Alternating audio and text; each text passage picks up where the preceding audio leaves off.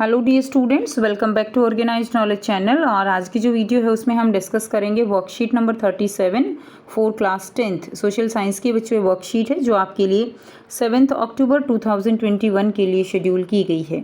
आज की जो वर्कशीट है स्टूडेंट्स, उसमें हम चैप्टर आपका एग्रीकल्चर उसी को कंटिन्यू करते हुए आगे पढ़ेंगे। सो वर्कशीट शुरू करने से पहले प्लीज़ चैनल को सब्सक्राइब कर दीजिए, बेल आइकन को प्रेस कर लो ताकि आपको आने वाली वीडियोस की नोटिफिकेशन वो समय से मिल जाए। So now let's start. Technological and institutional reform. तो जो एग्रीकल्चर है उसमें कुछ जो है टेक्नोलॉजी और इंस्टीट्यूशनल जो है रिफॉर्म वो किए गए थे।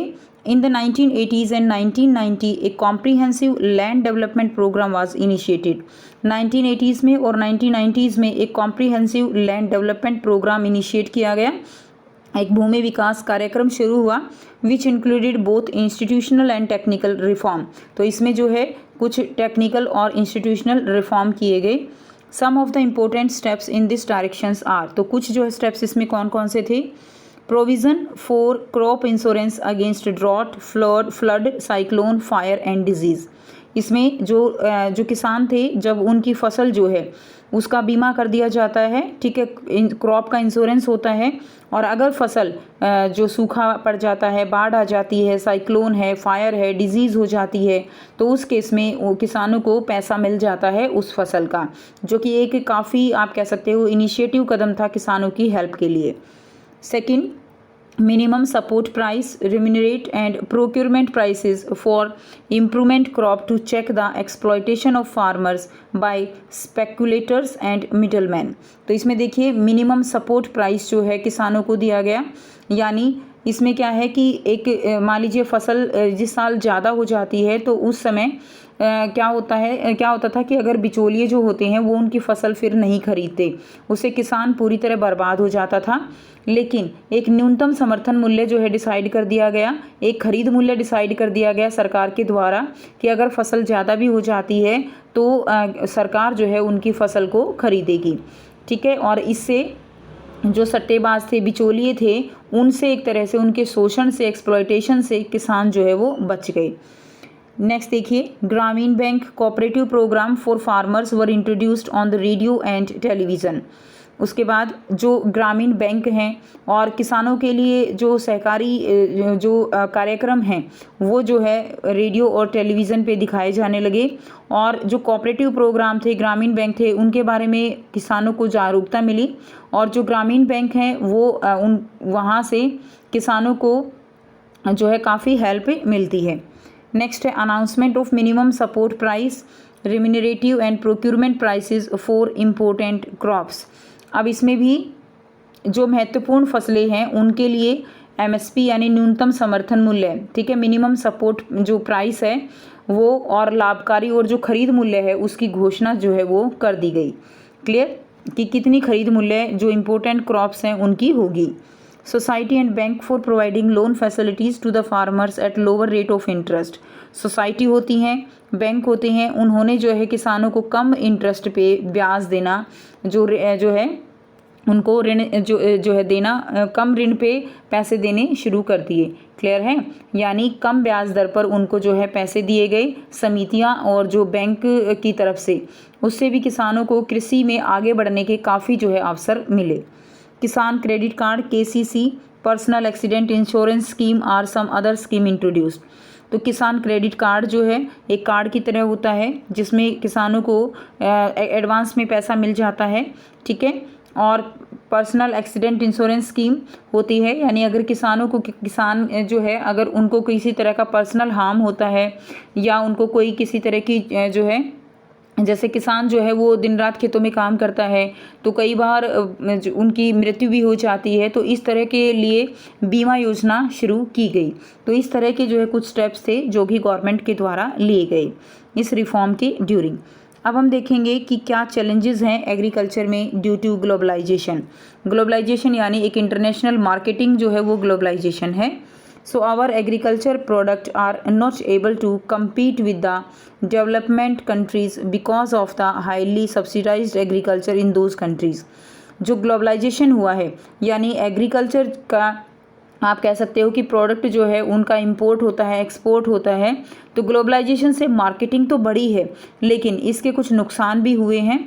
इसमें क्या हुआ है कि जैसे हमारा जो कंट्री है वो इतना वेल डेवलप्ड नहीं है, इतने एडवांस जो हैं वो टेक्नोलॉजी हमारे इंडिया में अभी नहीं है। इससे क्या हुआ कि बाहर कंट्रीज से जो प्रोडक्ट हैं वो हमारे देश में बिकने लगे, लेकिन हमारे देश के प्रोडक्ट जो है वो बाहर वो नहीं चल पाते हैं, ठीक है, क्योंकि वो अभी इतने एडवांस नहीं हैं। इसीलिए एक तरह से ये जो है नुकसान हुआ है। The green revolution to help but it has actually caused land degradation due to overuse of chemical, drying aquifers and vanishing biodiversity. Green revolution हुआ। ग्रीन रेवोल्यूशन में जो ग्रीन है उसकी एक तरह से बहुत ज़्यादा प्रोडक्टिविटी बढ़ी। हमें अलग अलग किस्म के बीज जो है मिलते हैं, ग्लोबलाइजेशन से कह लो आपकी, ग्लोबलाइजेशन से हमें अलग अलग तरह के सीड्स जो है वो मिलते हैं, हाइब्रिड वेराइटी हमें मिल जाती हैं, ठीक है। और उसी से ग्रीन रेवोल्यूशन भी आया। लेकिन इसका एक नुकसान क्या था, बहुत ज़्यादा से ज़्यादा फर्टिलाइज़र, पेस्टिसाइड्स का यूज़ किया गया और केमिकल्स का ओवर यूज़ करने से जो सॉइल की फर्टिलिटी है वो कम हो गई, ठीक है। बायोडाइवर्सिटी जो है वो क्या हो गई, एक तरह से ख़त्म होती जा रही है। और जो आप कह सकते हो कि जो जल स्रोत हैं उनके ऊपर भी बहुत बुरा असर पड़ रहा है।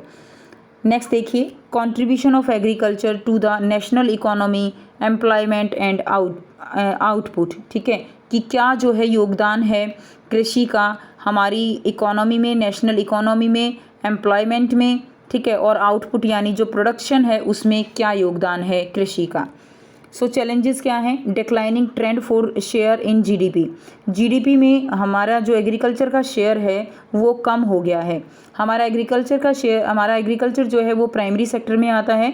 और देखिए, एग्रीकल्चर में जितने लोग लगे हुए हैं उतने लोगों की ज़रूरत नहीं है। इससे जो है क्या है कि एक अनएम्प्लॉयमेंट बढ़ा है, एक हिडन जो अनएम्प्लॉयमेंट है वो उसकी जो है यहाँ पर जो है कह सकते हो आप एनहांसमेंट उसकी हुई है। Though the GDP growth rate is increasing over the years, it is not declining trend for share in GDP. इसका मतलब क्या है कि बेशक जो GDP है उसका आप कह सकते हो उसकी जो प्रोडक्टिविटी है वो हर साल हमारी बढ़ रही है, लेकिन ये हमारी कंट्री में आप कह सकते हो कि एग्रीकल्चर फील्ड में जो रोज़गार हैं वो उनके अवसर पैदा नहीं हो रहे हैं, ठीक है। Indian farmer, they are facing big challenges from international competition, and our government is going ahead with reduction in the public investment in agriculture sector, particularly in irrigation, power, rural roads, marketing, mechanization, ठीक है। तो इसका क्या मतलब है कि जो हमारा जो किसान है, हमारे इंडिया का किसान है, वो एक जो इंटरनेशनल कंपटीशन है वो एक बहुत बड़ी आप कह सकते हो कि उसके सामने एक चुनौती है, क्योंकि हमारा प्रोडक्शन जो है वो उसको compete नहीं कर पा रहा है। हमारी मशीनरी अगर हम देखें तो वो उसको compete नहीं कर पा रही है।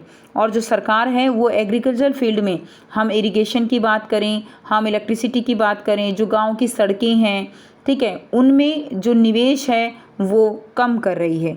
उसमें निवेश जो है गवर्नमेंट का इन्वेस्टमेंट, पब्लिक इन्वेस्टमेंट वो ज़्यादा नहीं है। Subsidy on fertilizers is decreased leading to increase in the cost of production. अब देखिए, सब्सिडी जो है वो फर्टिलाइजर्स पे डिक्रीज़ कर दी गई है, जिससे कि प्रोडक्शन की कॉस्ट बढ़ गई है और एक आम किसान जो है इसको अफोर्ड नहीं कर पा रहा है, जिसकी वजह से एग्रीकल्चर इफेक्टेड हो रही है।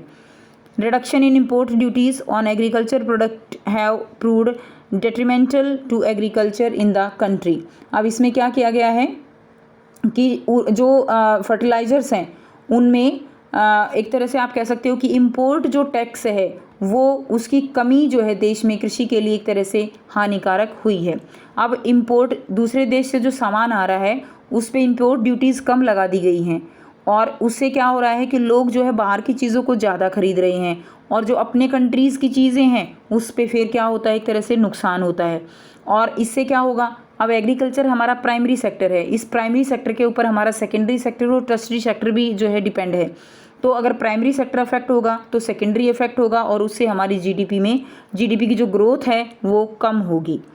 नेक्स्ट दिया गया है, अब इसके इम्पैक्ट क्या क्या हैं। तो अगर जो है एग्रीकल्चर वो एक तरह से रुक जाएगी, उसकी ग्रोथ रुक जाएगी, तो उसका इफ़ेक्ट वो बहुत एक एनलार्ज होगा। Stagnation in agriculture will lead to decline in other sphere of the economy having wider implications for society. Society के लिए एक बहुत ही आप कह सकते हो कि इफेक्टेड होगा ये। क्यों इफेक्टेड होगा? अगर एग्रीकल्चर जो है रुकती है तो उसके ऊपर डिपेंड सेकेंडरी सेक्टर जो है वो हमारा एक तरह से रुक जाएगा।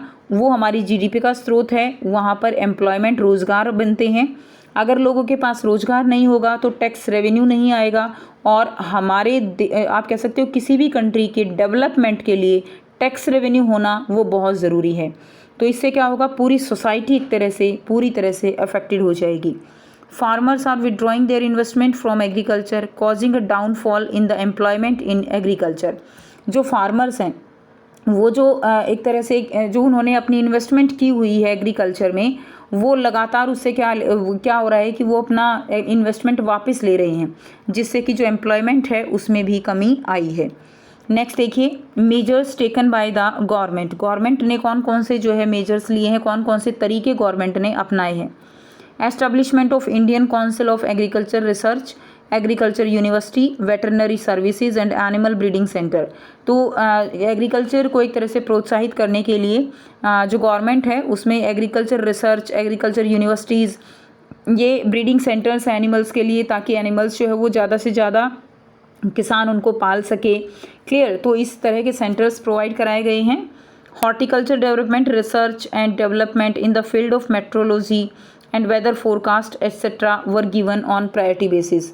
इसके अलावा देखिए आप कह सकते हो कि जो मौसम विज्ञान है, मौसम का पूर्वानुमान जो हो जाता है, जो पहले ही वेदर फोरकास्टिंग में बता दिया जाता है कि इतनी बारिश होगी, जो है मौसम ऐसा रहेगा, तो उससे भी काफ़ी हेल्प मिलती है किसानों को। क्लियर है? एक पिक्चर क्लियर हो जाती है कि उनको कब जो है इरिगेशन करना है, कब उनको कौन सी फसल लगानी है, तो इसमें ये काफ़ी हेल्पफुल है। नेक्स्ट देखिए, improving the rural infrastructure was also considered essential. अब जो गांव का एक इंफ्रास्ट्रक्चर है उसमें भी जो है आप कह सकते हो कि क्या होना चाहिए, और भी ज़्यादा इम्प्रूवमेंट होना चाहिए। जितना है उतना ठीक है, लेकिन और उसमें इम्प्रूवमेंट और भी होना चाहिए। नेक्स्ट देखिए, अब आपको यहाँ पर 4 क्वेश्चंस दिए गए हैं जिनके आंसर हम 1 बाय 1 डिस्कस करेंगे। फर्स्ट क्वेश्चन दिया गया है, why were technological and institutional reform initiated, कि जो टेक्नोलॉजिकल एंड इंस्टीट्यूशनल रिफॉर्म है उनको इनिशिएट क्यों किया गया। Mention some of the measures undertaken under these reform. आपको कुछ जो है ऐसे ही जो रिफॉर्म है उन मेजर्स हैं उनको बताना है। So technological and institutional reform were done in India to improve the condition of the farmers की जो कंडीशन है उसको इम्प्रूव करने के लिए ये किया गया। और इसमें क्या क्या स्टेप्स हैं। First, agriculture programme on radio and television, ठीक है। सेकंड है क्रॉप इंश्योरेंस। थर्ड है मिनिमम सपोर्ट प्राइस स्कीम दी गई। एंड फोर्थ है किसान क्रेडिट कार्ड स्कीम। तो ये आप इसका आंसर लिख देंगे। नेक्स्ट देखिए, क्वेश्चन नंबर 2 है, stagnation in agriculture will lead to decline in other spheres of economy having wider implications for the society. Explain. So any stagnation or decline in agriculture will lead to a decline in other sectors of the economy. तो इसे जो other sector हैं economy के उनके ऊपर भी effect होगा, ठीक है। तो क्या होगा, people face difficulty for food items के लिए डिफ़िकल्टी जो है लोग फेस करेंगे। Second, there will be a fall in the tax of the government के पास टैक्स नहीं आएगा, क्योंकि प्राइमरी सेक्टर जो हमारा ये एग्रीकल्चर है उसके ऊपर हमारा सेकेंडरी सेक्टर जो है डिपेंड करता है और वहीं पे एम्प्लॉयमेंट सबसे ज़्यादा है। Which will result in the halt of welfare work in the society में जो है एक तरह से जो वेलफेयर वर्क होता है वो रुक जाएगा। Will have an impact on interconnected industries like transportation, ठीक है। जो इंटरकनेक्टेड इंडस्ट्रीज़ हैं उसके ऊपर इम्पैक्ट होगा। And number 4, agriculture based industries will suffer. Agriculture based industries भी क्या करेंगी, सफ़र करेंगी। नेक्स्ट देखिए, क्वेश्चन नंबर 3 है, what has been the impact of globalisation on Indian agriculture. List some of the possible solutions to meet the challenges posed by globalisation. तो क्या जो है इम्पैक्ट रहेगा ग्लोबलाइजेशन का इंडियन एग्रीकल्चर पे। List some of the possible solution, कुछ solution आपको बताने हैं कि ग्लोबलाइजेशन के जो चैलेंजेस है उनसे कैसे जो है निकला जा सकता है। तो देखिए, पॉजिटिव इम्पैक्ट क्या है ग्लोबलाइजेशन के। New techniques were adopted in farming, farming में न्यू टेक्निक हमने अडॉप्ट की है ग्लोबलाइजेशन के कारण। इट इंक्रीज द प्रोडक्टिविटी पर एकड़ पे जो प्रोडक्टिविटी है वो इंक्रीज़ हुई है। नेगेटिव इम्पैक्ट रहेगा due to more use of technology and machines the demand of labour in agriculture decrease. Negative impact क्या रहा है कि टेक्नोलॉजी और मशीनें जो है वो ज़्यादा बढ़ गई हैं, जिसके कारण लेबर एग्रीकल्चर में कम हो गई है और जो है एक तरह से बेरोज़गारी बढ़ी है। Unemployment increase in villages, agriculture is now expensive, subsidy कम होने के कारण भी एग्रीकल्चर जो है वो एक्सपेंसिव हो गई है। To meet the challenges there is a need for diversification in agriculture, तो इस तरह की प्रॉब्लम से निकलने के लिए एग्रीकल्चर में एक डाइवर्सिफिकेशन चाहिए। Farmer should focus on commercial crop, farmers को जो कमर्शियल क्रॉप्स होती हैं उनके ऊपर फोकस करना चाहिए। Agro based small industries should be develop in rural areas so that the problem of unemployment and poverty can be reduced, तो छोटी छोटी इंडस्ट्रीज जो है वो एस्टेब्लिश होनी चाहिए, जिससे कि जो बेरोज़गारी की प्रॉब्लम है वो दूर हो जाए और गरीबी दूर हो जाए। Next and last question, green revolution has been both a boon और बेन, कमेंट। तो जो ग्रीन रेवोल्यूशन है वो एक वरदान भी है और अभिशाप भी है, कैसे? Green revolution resulted in significant increase in crop yield due to sowing of high quality seed, ठीक है। ग्रीन रेवोल्यूशन जो है उससे एक इंक्रीज़ हुआ है क्रॉप में, ठीक है, हाई क्वालिटी सीड को लगाने से। Which were positive result for the economy, जो कि एक क्या है, पॉजिटिव रिजल्ट है। But chemical fertilisers et cetera were used on a large scale for crop production by these seeds, chemical fertilisers का बहुत ज़्यादा यूज़ किया गया है। Due to which the fertiliser power of the land was reduced, और इससे जो पावर है सॉइल की वो एक तरह से डिक्रीज़ कर गई है। क्लियर? तो ये आप लिख देंगे। तो ये थी स्टूडेंट्स आपकी आज की वर्कशीट। आई होप सभी स्टूडेंट्स को ये क्लियर है। कोई भी डाउट है तो आप पूछ सकते हो। वीडियो अच्छी लगी तो प्लीज़ लाइक कर दीजिए, शेयर कर दीजिए और चैनल को भी सब्सक्राइब कर लीजिए। So thanks for watching. मिलते हैं नेक्स्ट वीडियो में नेक्स्ट वर्कशीट के साथ। Take care, bye bye.